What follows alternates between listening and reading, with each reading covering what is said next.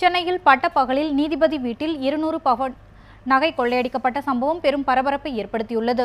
சென்னை மாவட்ட கூடுதல் அமர்வு நீதிமன்ற நீதிபதி ஸ்ரீஜாவின் வீட்டில் 200 பவுன் நகை கொள்ளையடிக்கப்பட்டுள்ளது.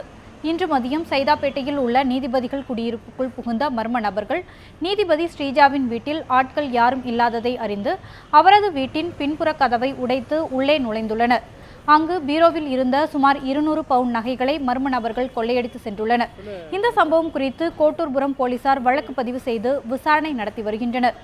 நீதிபதியின் வீட்டில் கொள்ளை நடந்திருப்பது பெரும் பரபரப்பை ஏற்படுத்தியுள்ளது.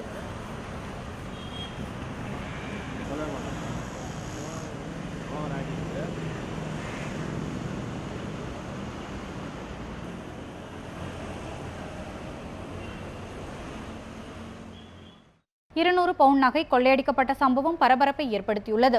இது பற்றி மேலும் விவரங்களை சைதாப்பேட்டையில் இருக்கும் நமது செய்தியாளர் பாலாஜியிடம் கேட்கலாம். பாலாஜி, நீதிபதி வீட்டில் கொள்ளை சம்பவம் நடந்துள்ளது, அது பற்றின கூடுதல் தகவல்களை சொல்லுங்க.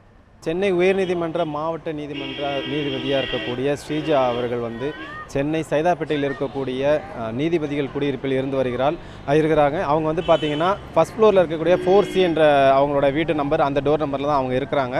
இன்று மதியம் மர்ம நபர்கள் அவருடைய வீட்டின் பின்புறமாக ஆள் இல்லாத நேரத்தில் பீரோவை உடைச்சி சுமார் 200 பவுனுக்கு மேலே நகைகள் எடுத்து சென்றிருக்கிறதா தகவல்கள் தெரிவிக்கின்றன.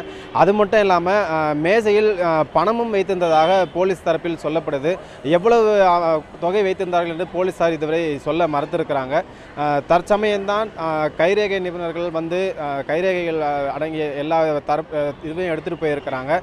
இதில் முக்கியமான ஒரு விஷயம் நீங்கள் நோட் பண்ணிங்கன்னா, சைதாப்பேட்டை நீதிமன்றம் இந்த குடியிருப்பு பகுதிக்கு அருகாமையிலே இருக்குது. இதுக்கு ஒட்டின மாதிரியே தான் இந்த நீதிபதிகள் குடியிருப்பு பகுதியும் இருக்குது. ஸோ ஆள் நடமாட்டம் அதிகமாக இருக்கக்கூடிய மதிய நேரத்தில் இந்த சம்பவம் நடந்திருக்கிறது இப்பகுதியில் ரொம்ப பரபரப்பு ஏற்பட்டிருக்கு.